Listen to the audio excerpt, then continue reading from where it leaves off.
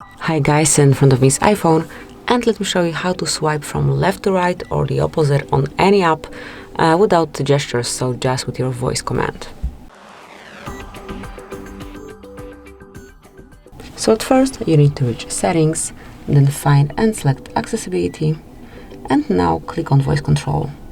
Then select customize commands and select create new command. Now enter the phrase.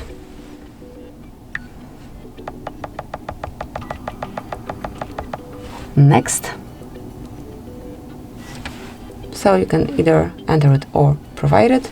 Now select the action. So let me run custom gesture and tap on save. Let's go back and click on save.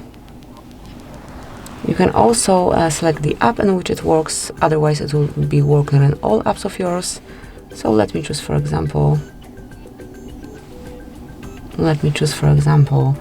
YouTube. Let me save it and let's open Europe Shorts. So here we've got it. Next. Next.